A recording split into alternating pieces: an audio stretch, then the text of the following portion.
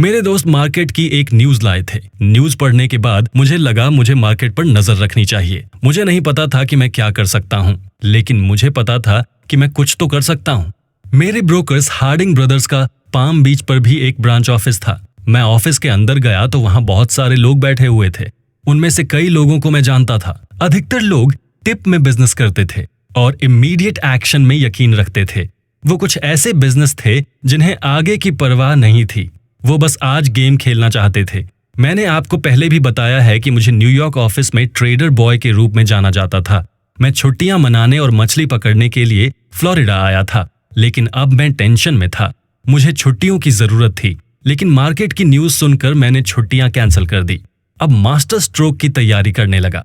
इस समय शेयर 300 का आंकड़ा छू चुके थे और मेरा पुराना प्रिंसिपल था कि जब कोई स्टॉक पहली बार 100, 200 या 300 पार करता है तो उसकी कीमत और आगे बढ़ती है और सौदा फायदे का रहता है। आप जैसे ही इसे खरीदते हैं ये और आगे बढ़ता है और आपको प्रॉफिट दिखने लगता है। लेकिन जो लोग डरपोक होते हैं वो हायर रिकॉर्ड पर शेयर नहीं खरीदेंगे। जब मार्केट 300 पार कर गया तो मुझे लगा ये 340 को छू लेगा। बढ़ता हुआ मार्केट मुझे हमेशा अट्रैक्ट करता है। पूरे मार्केट में मंदी थी और एक शेयर आगे बढ़ रहा था। मैंने एनाकोंडा के 32,000 शेयर खरीदे। अब मैं हार्डिंग के ऑफिस में मार्केट न्यूज का इंतजार कर रहा था। अब एनाकोंडा 292 पर पहुंच चुका था। मेरा दोस्त मुझे लेकर चिंतित था। मैंने कहा तुम चिंता मत करो, कल सब कुछ ठीक हो जाएगा। लेकिन एनाकोंडा 292 का मतलब था मेरे लिए $10,000 का नुकसान। अगले दिन हमें कोटेशन मिले और एनाकोंडा 298 पर खुला, लेकिन जल्द ही ये वापस डाउन चला गया। तब मैंने तय किया कि जब एनाकोंडा 301 को पार कर लेगा तो ये मुझे मानकर चलना चाहिए कि बाजार की चाल आज नकली है। अगर सब कुछ ठीक रहा तो ये 310 तक जाना चाहिए और अगर नहीं गया तो समझिए मैं पूरी तरह गलत हूं। कम से कम 30-40 अंकों की बढ़ोतरी की उम्मीद से 32,000 शेयर खरीदे थे। हालांकि ये मेरी पहली गलती नहीं है और ना ही आखिरी। जैसे ही एनाकोंडा 301 पर पहुंचा मैंने ऑपरेटर को कहा कि मेरे सभी शेयर बेच दो। उसने सीधे न्यूयॉर्क ऑफिस फोन लगाया। मैंने उससे कहा यहाँ किसी और को पता नहीं चलना चाहिए कि मैं क्या कर रहा हूँ। ऑपरेटर ने घबराकर मेरी तरफ देखा। फिर मैंने उससे कहा अब डरिए नहीं, मेरे पास सब कुछ है। मैं एक लापरवाह ब्रोकर की तरह बाजार में विस्फोट करने जा रहा था और लाखों रुपए गंवाने वाला था। मैंने उससे कहा बहस मत करो, इन्हें तुरंत बेच दो। तभी मेरे पास खड़े 2 काले लड़कों ने मुझसे कहा तुमने ये गलत किया है। कल तुम इन शेयरों को वापस खरीदोगे और तब तुम्हें इनके लिए 320 का रेट देना होगा। तुमने ये सही कदम नहीं उठाया। ये वही लड़के थे जो गेहूं और कपास की खरीदी के लिए शिकागो से आए थे।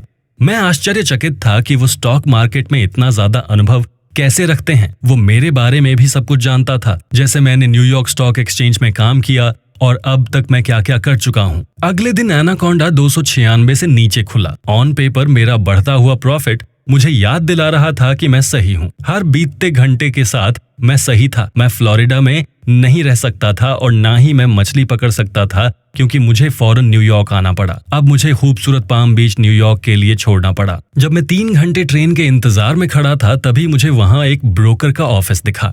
मैंने इंतजार के टाइम का यूज बाजार की खबरें लेने में किया। न्यूज जो मैंने देखा कि एनाकोंडा ने पिछले कुछ घंटों में कई अंक गंवाए हैं। मैं बाजार गया और 4 महीने के लिए धीमी रफ्तार से बिजनेस किया।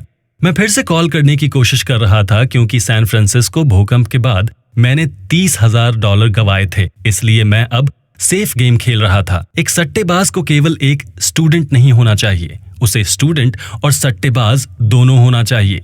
गर्मी आ चुकी थी और मार्केट डाउन था।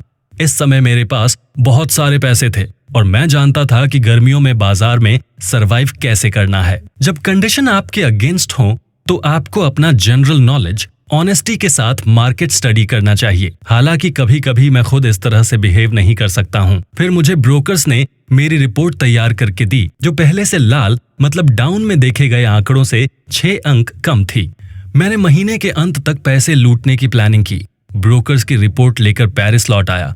अपना काम निपटाकर मैं अगले दिन ही जहाज के जरिए न्यूयॉर्क आ गया और अपनी आने वाली 1 महीने की प्लानिंग बनाने लगा। इस बार मेरी हार का कारण डाउन मार्केट नहीं था बल्कि मेरा गलत जजमेंट था। मैं खुद को शेयर बाजार में हारे हुए ब्रोकर्स के रूप में देख रहा था और आने वाली प्रॉब्लम्स का कैलकुलेशन कर रहा था। मुझे अभी पता चला था कि हार्डिंग ब्रदर्स के ऑफिस में बॉय प्लेंजर को बुल्स ग्रुप की ओर से धमकियां मिल रही थी। इन लोगों की गलती सिर्फ यही थी कि इन लोगों ने शेयरों की कीमत को मार्क किया था। तभी एक ब्रोकर ने मुझे अक्टूबर के पहले सप्ताह की एक स्टोरी बताई। उसने मुझसे कहा कि एक्सेंट के नाम पर जिन ब्रोकर्स ने बैंक से लोन लिया था, उन्हें बैंक के नोटिस मिल रहा है। जल्दी से बैंक का पैसा चुकाना होगा और नए सिरे से लोन लेना होगा। हालांकि बैंक अच्छी तरह से जानता था कि किन्हें लोन देना है और कौन लोन नहीं ले पाएगा।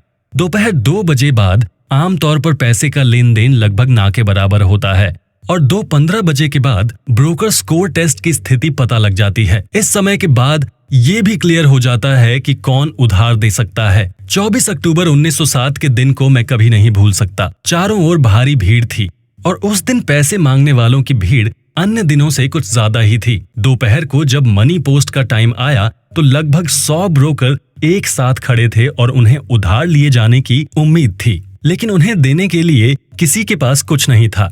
मेरे दोस्त भी मंदी में थे। उसने मुझसे कहा कि भगवान पता नहीं क्या होने वाला है। मुझे लगता है आप स्टॉक बेच नहीं सकते क्योंकि किसी के पास पैसा नहीं है। मैंने उससे कहा कि शेयर मार्केट चूहे बिल्ली की दौड़ है। एक ओर पैसा नहीं है, दूसरी ओर आप स्टॉक बेच नहीं सकते क्योंकि उन्हें कोई खरीदने वाला नहीं। इसी बीच स्टॉक एक्सचेंज के प्रेसिडेंट R.H. थॉमस ने संयुक्त राज्य अमेरिका के सबसे अमीर बैंक नेशनल सिटी बैंक के प्रेसिडेंट जेम्स स्टील से मीटिंग फिक्स की।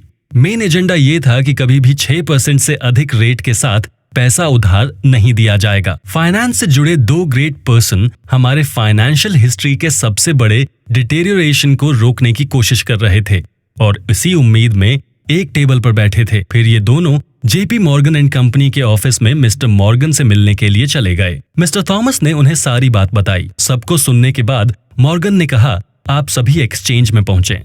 आप सभी के लिए पैसा बैंक में मुहैया करा दिया जाएगा। उन्होंने ये बात इतने विश्वास से की थी कि फिर मिस्टर थॉमस वहां से सीधे स्टॉक एक्सचेंज आ गए। दोपहर में मॉर्गन ने जॉन टी एटरबरी को भेजा, जो एक बड़ी कंपनी के मालिक थे। दोनों के आपस में दोस्ताना व्यवहार थे। जॉन टी एटरबरी आए और एक साइलेंट जोन से सभी को निकालते हुए कहा कि मैं आराम से $10 मिलियन उधार दे सकता हूँ।